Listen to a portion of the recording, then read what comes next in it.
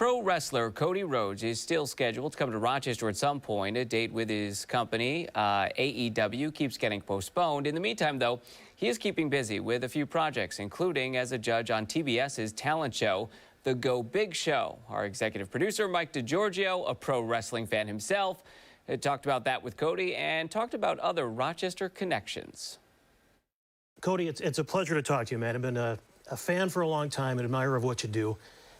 Before I get to the fun stuff, I got to mention, I'm coming to you from Rochester, New York, the home of the late Brodie Lee, Jon Huber.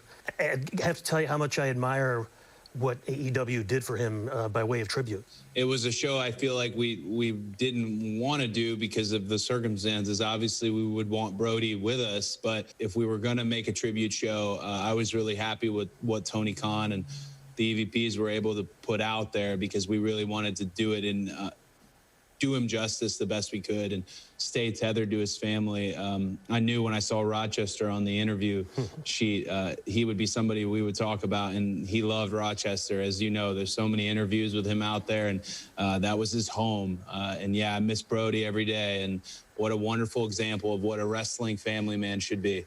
It's funny, I didn't know him personally, although I learned after the fact that he and I were in a fantasy pro wrestling league together. Someone showed me emails from like a decade ago. A good guy. We have some mutual friends, and I know they would want me to thank you for what you did, and especially what you're doing for the family as well. That was wonderful, wonderful to see. Oh, no, it's our honor and privilege to do it. All right, let's get to some fun. Let's go big here or go home. Tell me about the Go Big Show and what you're doing there. Go Big Show has been such a wonderful show to hit TBS and have such success.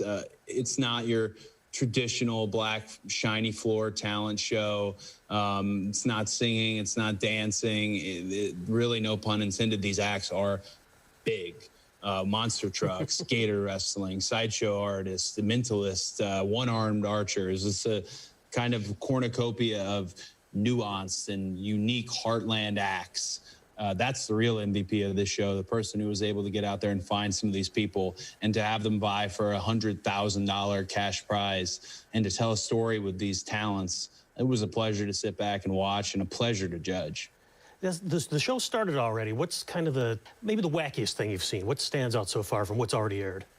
Well, I thought Gator, you know, I've lived in Florida at parts in my life, so I understand Gator wrestling and things of that nature. But the Gator Crusader was really unique in that it wasn't the traditional Gator wrestling act. He was actually walking across the pond blindfolded while holding hot dogs at the edge of a stick with 5 to 6 alligators in the tank with him, and then all the hot dogs from the ceiling dropping. I just thought it was a very uniquely put together and fun act. If anything, it was an act of survival. So to see these people put their lives on the lines 10 feet, 12 feet away from us, that was something I had to get used to, that's for sure.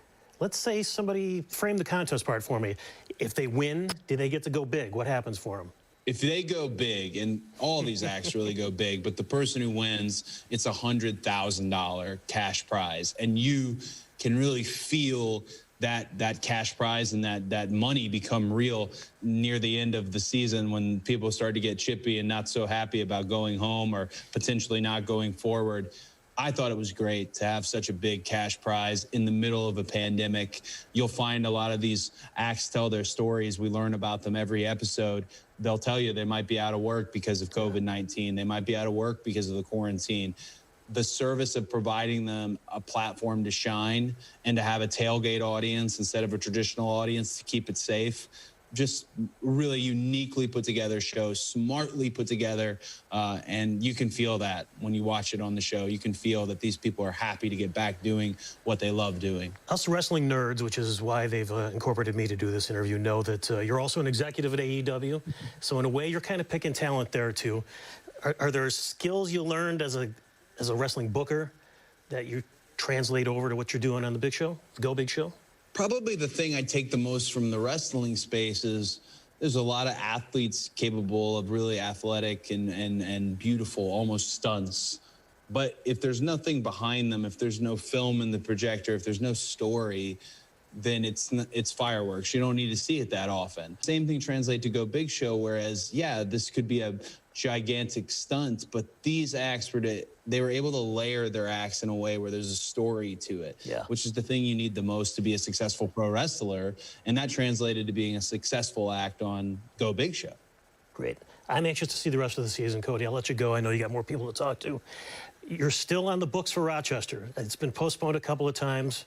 AEW was supposed to be here, I think, right when the pandemic hit. So we're hoping you're going to make it. We keep checking the calendar and hoping things work out. So hopefully we're going to see you then. We will postpone it or do whatever we can until we're there for real. We needed that one for sure, and we want to be there in Rochester. It'll happen. All right, man. We're looking forward to it. Congratulations on the baby as well.